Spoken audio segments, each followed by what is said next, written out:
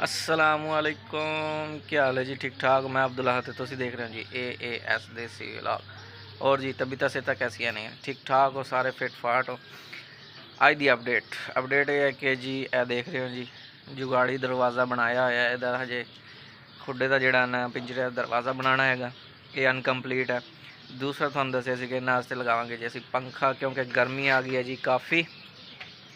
और अज असी लगाने जी पंखा, शाम हो गई है, ठीक है।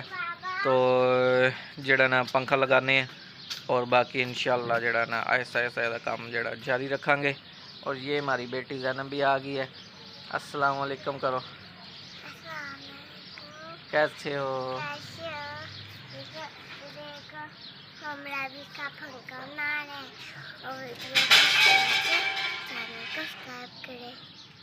ऊंचा बोला करो। ये देखो हम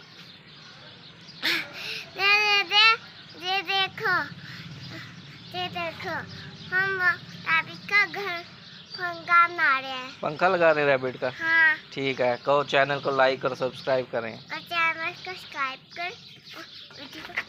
ओए गिर ना जाए। हाँ, सब्सक्राइब करें। ठीक है जी। हाँ जी, देख रहे हो जी जुगाड़ी दरवाज़ा लगे, दरवाज़ा अजे बनने वाला है।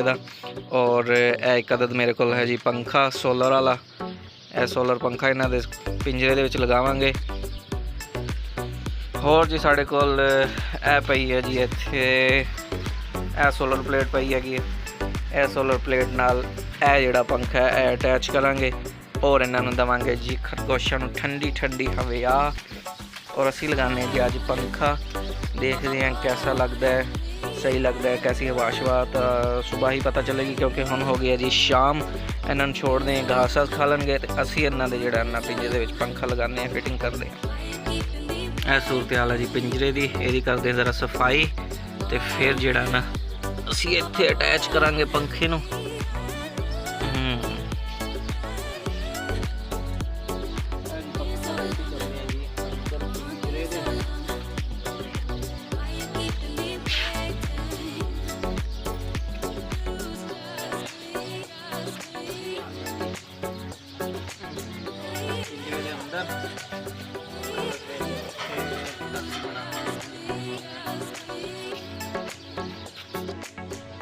हाँ जी, पेच का मजबूत जड़ा हो जाए काम।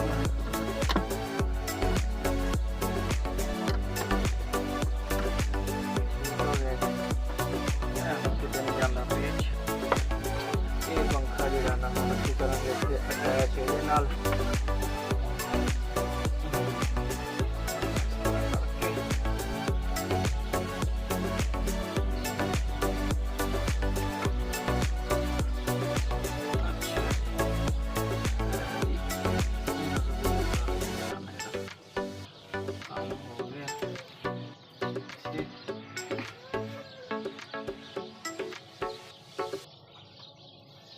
लो जी यह होंगे कि जी वायरिंग, फिर यदि वायरिंग करते हैं तो इंशाअल्लाह सुबह निकलेगी धूप तो इनू थानू चला के भी दिखावांगे तो कैसी हवा लग रही है इन्हों। ये देखो जी मज़े के नाल इंजॉय कर रहे हैं हवा ठंडी ठंडी और घाशा खा रहे हैं।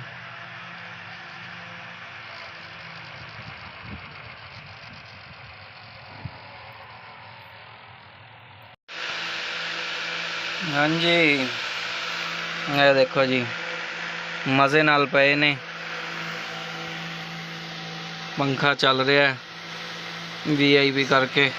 पानी शानी छिड़कता सी इत्थे, ठंडा माहौल होया पिया है, हवा शवा VIP हैगी है। और आराम सुकून नाल जिहड़ा ना लेटे हुए ने, खा पी रहे ने।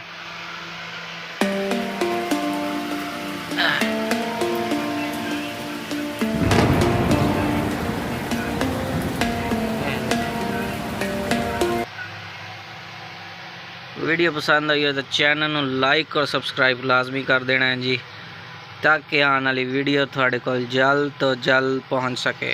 अल्लाह हाफिज़।